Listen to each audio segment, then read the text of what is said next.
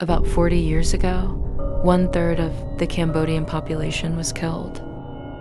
This massacre was perpetrated by young children, some still in their early teens.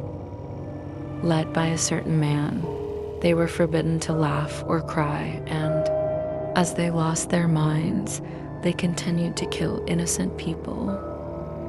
The man's name is Pol Pot. This genocide was carried out with good intentions by Pol Pot in order to create the ideal society he envisioned, based on the idea that if we abandon civilization and return to a primitive lifestyle, we can create an equal society without inequality. Anyone who has the potential to create inequality will be executed. He truly believed that this was for the good of the country. Pol Pot was born into a wealthy family and was on the path to becoming an elite from a young age. But as he grew up, he gradually began to experience setbacks. While studying abroad in Paris, he became fascinated with communism, the idea of creating an equal society in which all citizens would share assets equally. Because he didn't want there to be setbacks or people falling behind. He met some rural farmers who lived happily without money, knowledge, or possessions. And he thought, that's right, let's go back to primitive times. Originally, everyone was a farmer, and money, knowledge, and possessions are nothing but evil that create inequality. At the time, the United States and Vietnam were fighting a large-scale war in Vietnam, a country next door to Cambodia. The United States exiled the Cambodian king because they suspected him of supporting the Vietnamese. Furthermore, the United States carried out large-scale airstrikes in Cambodia. The purpose is to destroy Vietnamese bases in Cambodia and the roads they use to resupply supplies. At this time, the person with whom the exiled Cambodian king teamed up was Pol Pot. The revolutionary group led by Pol Pot thus gained strength and invaded Cambodia, occupying the capital, Phnom Penh. Pol Pot made the former king the official head of the country and confined him to the royal palace, making himself the leader of Cambodia and starting to build his ideal country. First, he abolished everything that did not exist in the primitive age. He collected all the assets of the people and abolished the system of money itself, abolished schools, hospitals, and all other public services, prohibition of entertainment such as music, ban on religion, prohibition of wearing casual clothing, prohibition of arbitrary marriage. Cities and city dwellers did not exist in prehistoric times, so all people living in urban areas were moved to the countryside and made into farmers.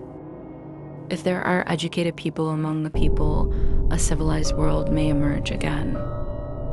Fearing this, Pol Pot began executing those who had knowledge one by one.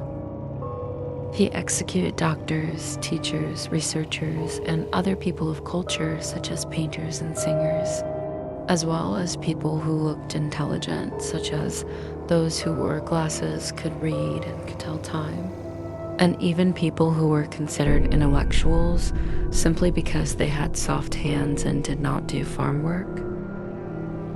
Furthermore, he asked talented people who had studied abroad to help build a new country and sent them back home.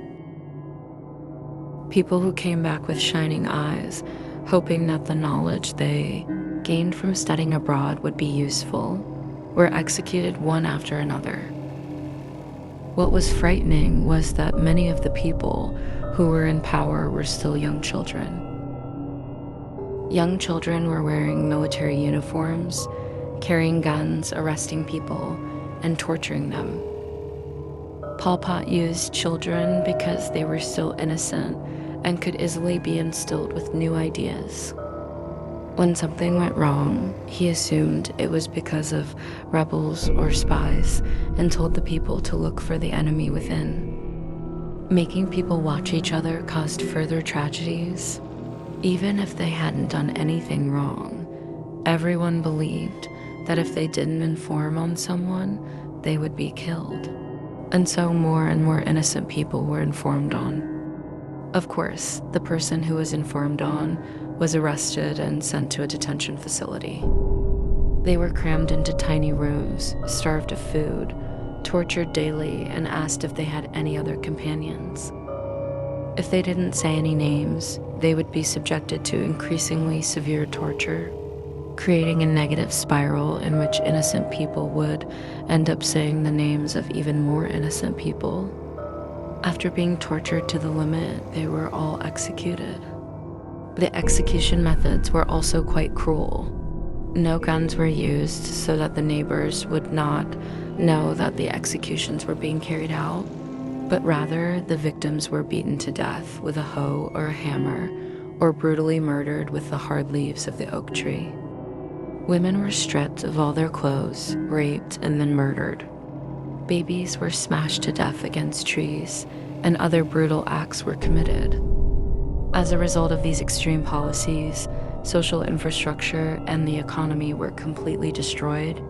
Farmers were left unskilled, crops failed to grow, food shortages occurred, and an additional 3 million people were killed. While the country was in such a state of exhaustion, Cambodia was at war with its neighboring country, Vietnam. But in the end, just 2 weeks after Vietnam began its invasion of Cambodia, the capital, Phnom Penh, was seized. This led to the downfall of Pol Pot and the end of the Cambodian genocide. After the end of the Pol Pot regime, 85% of the population was under the age of 14. The system for properly conveying the facts within the country could not be properly established. So many Cambodians today do not know much about the history of this genocide.